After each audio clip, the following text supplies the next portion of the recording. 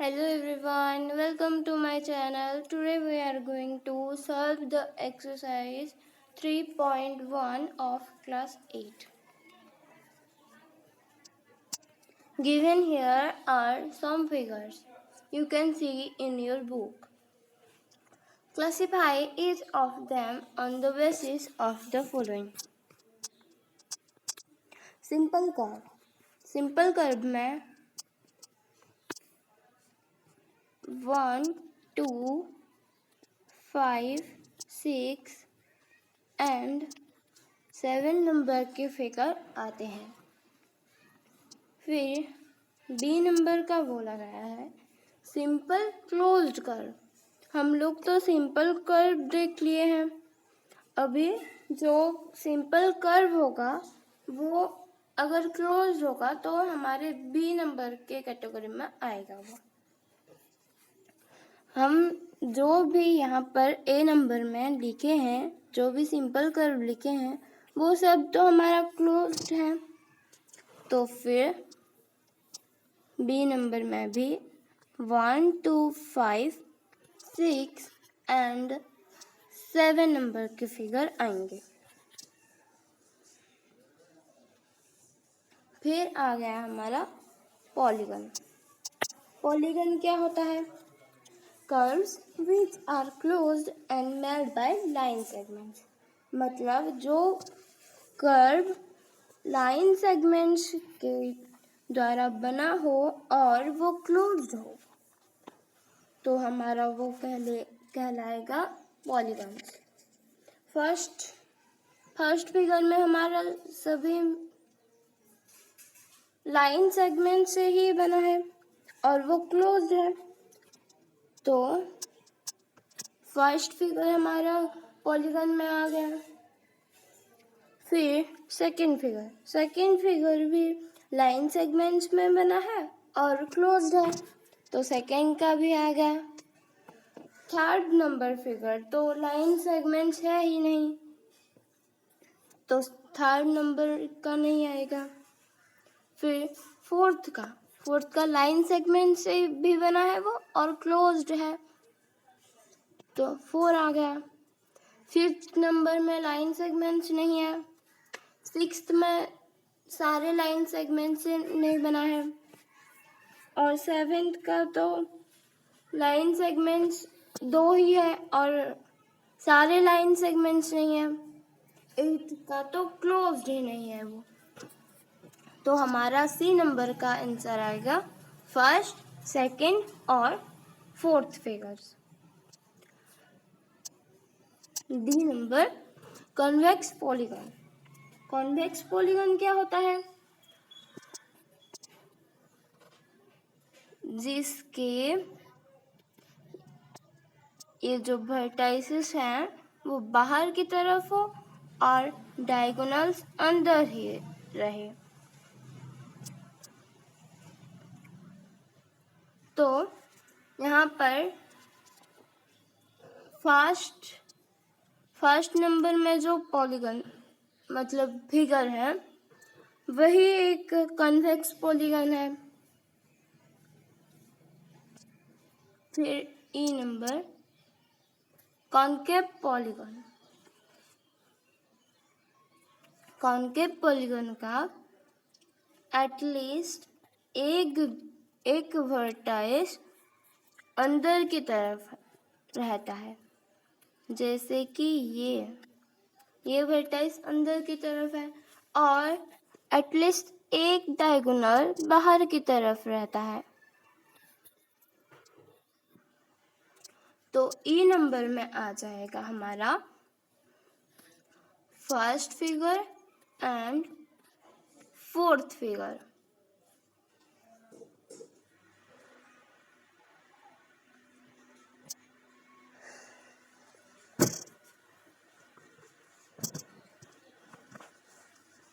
तो second number देखते हैं। How many diagonals does each of the following have? A convex quadrilateral. एक convex quadrilateral में कितने डायगोनल्स होते हैं?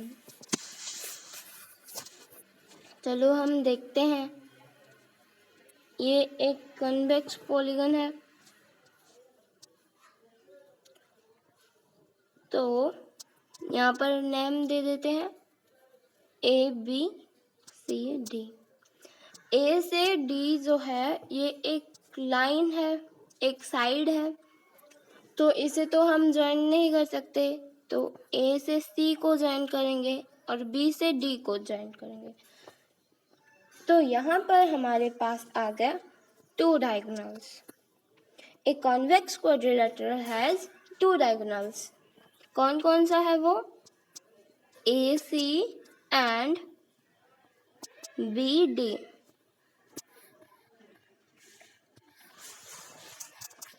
एक रेगुलर हेक्सागन, एक रेगुलर हेक्सागन में कितना डायगोनल्स होता है? एक रेगुलर हेक्सागन में 9 डायगोनल्स होते हैं। देख लेते हैं। ये एक हेक्सागन होगा, रेगुलर हेक्सागन बोले हैं। ABCDEF। तो ए से ई को ज्वाइन कर सकते हैं, फिर ए से सी को ज्वाइन कर सकते हैं, ए से डी को ज्वाइन कर सकते हैं,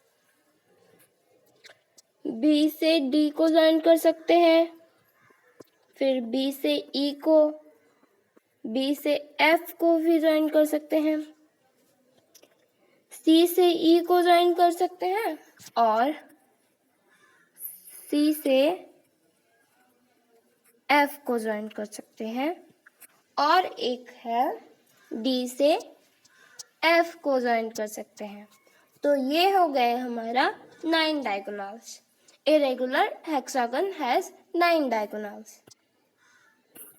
फिर हमारा बोला गया है ए ट्रायंगल।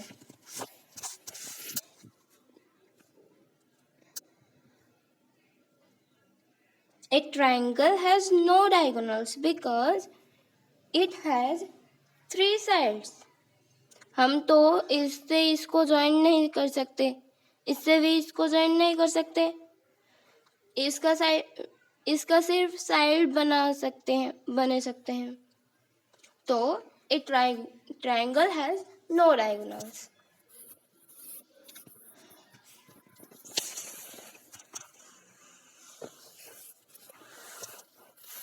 3 नंबर आप लोग खुद ही कर लीजिए।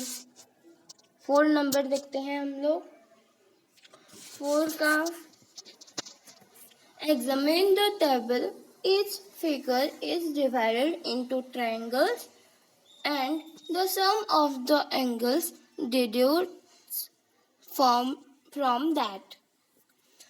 यहाँ पर बुक में दिया गया है, फिगर्स दिया गया है, फिर साइड्स दिया गया है, फिर एंगल सम प्रॉपर्टीज दिया गया है। तो हमें तो पता है कि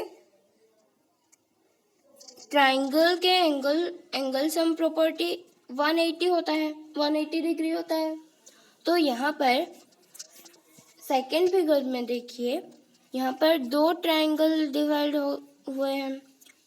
यहाँ इसका 4 साइड्स है, तो ये हमें कैसे फाइंड आउट करना है? 2 into 180 degree equals to 4 minus 2 into 180 degree. जितने भी जो फिगर होगा वो जितना भी ट्राइंगल में डिवाइड हुआ होगा उतना मल्टीप्लाई बाय 180 कर देंगे।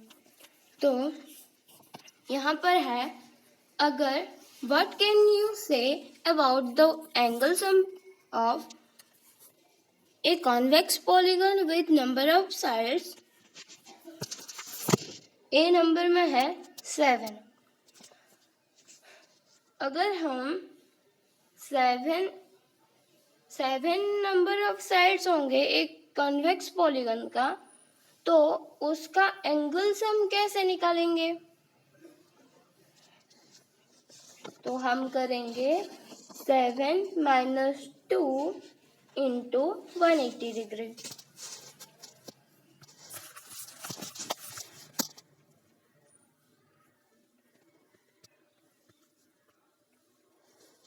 तो 5 इंटू 180 डिग्री हो जाएगा 900 डिग्री हो जाएगा हमारा आंसर। बी नंबर है 8। अगर 8 साइड्स होंगे तो कैसे करेंगे?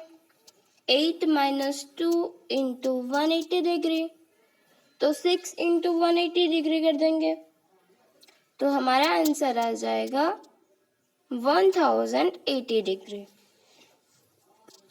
सी नंबर में बोला गया है 10 साइड्स होंगे तो कैसे करेंगे? 10 माइनस 2 कर देंगे, फिर मल्टीप्लाई बाय 180 डिग्री, तो यहाँ पर आ जाएगा 1440 डिग्री। डी नंबर में बोला गया है एम। यहाँ पर फाइंड आउट करना नहीं है, सिर्फ n माइनस 2 इंटू 180 डिग्री लिखना है। 5 नंबर है what is a regular polygon. एक रेगुलर पॉलीगन क्या होता है? A regular polygon having all sides of equal length and the interior angles of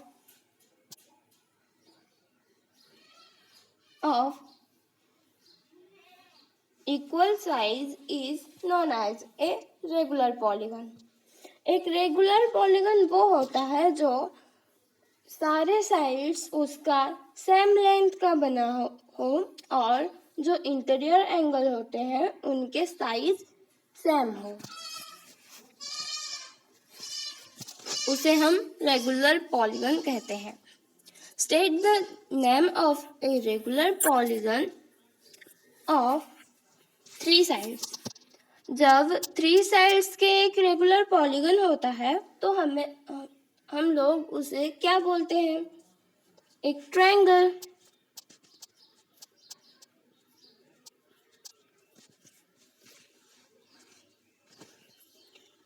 4 sides वाले को क्या बोलते हैं हम लोग?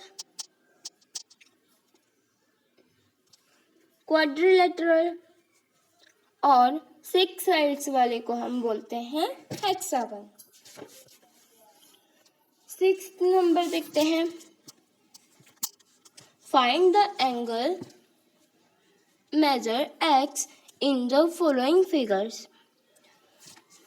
हमें ऐसा एक फिगर दिया गया है, ये जो है 50 डिग्री का है।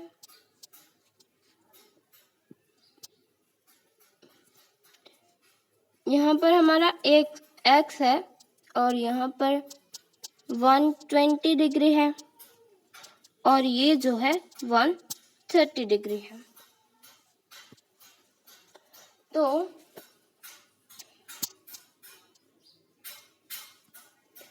हमें पता है कि एक क्वाड्रिलेटरल का एंगल सम प्रॉपर्टी 360 डिग्री होता है।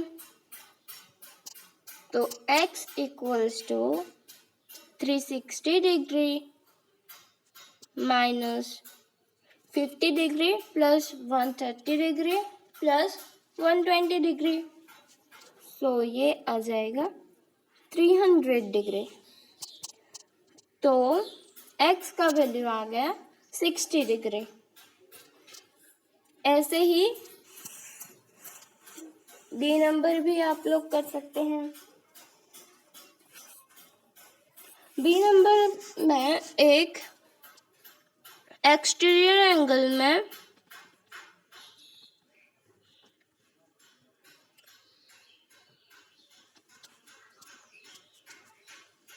यहाँ पर ये 70 डिग्री का है और यहाँ पर 60 डिग्री का है।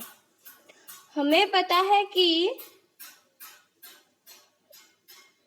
ये यहाँ पर ये दोनों मिलकर कितना होते हैं? 180 डिग्री। तो ये हमारा 90 डिग्री आ गया, तो ये भी हमारा आ जाएगा 90 डिग्री। तो 360 माइनस 90 प्लस 70 प्लस 60 कर देंगे तो हमारा x का वैल्यू आ जाएगा। तो x का वैल्यू हमारा आ जाएगा 140 डिग्री। सी नंबर और डी नंबर आप खुद ही कर सकते हैं। डी नंबर का है, यहाँ पर 540 डिवाइडेड बाय 5 करने से हमारा x का वैल्यू आ जाएगा।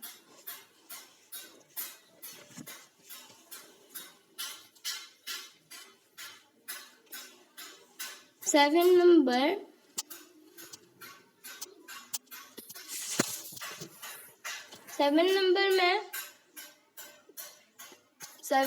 नंबर की ए में find x plus y plus z करना है। तो हमें फर्स्ट x y z का वैल्यू बाहर कराना है। तो हमें पता है ट्रायंगल के एंगल सम प्रॉपर्टी 180 डिग्री होता है। तो यहाँ पर दो एंगल के मेजर दिए गए हैं, एक है 90 डिग्री और एक है 30 डिग्री। तो 90 डिग्री प्लस 30 डिग्री कर देंगे, फिर हमारा आ जाएगा 120 डिग्री। 180 डिग्री माइनस 120 डिग्री कर देंगे तो हमारा आ जाएगा 60 डिग्री। 60 डिग्री हो जाएगा y के जो इंटीरियर एंगल है उसके वैल्यू। तो हम यहाँ पर y की वैल्यू निकाल सकते हैं। इंटीरियर एंगल और एक्सटीरियर एंगल मिलकर 180 डिग्री होता है। तो 180 डिग्री माइनस 60 डिग्री कर देंगे तो हमारा y का वैल्यू आ गया 120 डिग्री। x का वैल्यू भी हम ऐसे ही निकाल सकते हैं। x का जो इंटीरियर एंगल है 90 डिग्री मेजर है उसका, तो 180 degree minus 90 degree equals to 90 degree. और z का वैल्यू आ जाएगा 150 डिग्री।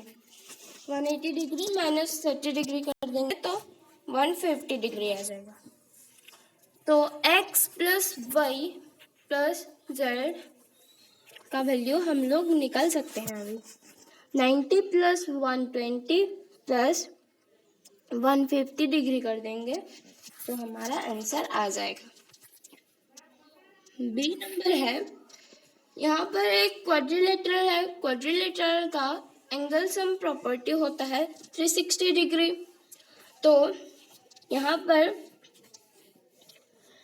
3 एंगल के मेजर्स दिए गए हैं, तो उन तीनों को सम कर देंगे तो हमारा आ जाएगा 260 डिग्री। और 360 डिग्री माइनस 260 डिग्री कर देंगे तो चौथा वाला जो एंगल है उसका मेजर आ जाएगा 100 डिग्री। तो ऐसे करके हम x का वैल्यू निकाल सकते हैं। 180 degree minus 120 degree equals to 60 degree. y का वैल्यू भी निकाल सकते हैं हम लोग। 180 degree minus 80 degree equals to 100 degree. z का वैल्यू आ जाएगा 120 डिग्री एंड w का वैल्यू आ जाएगा 80 डिग्री। सो यहाँ पर हमारा एक्सरसाइज 3.1 खत्म होता है और आज का वीडियो अच्छा लगा तो लाइक शेयर और मेरे चैनल को सब्सक्राइब ज़रूर कर लेना। Thank you.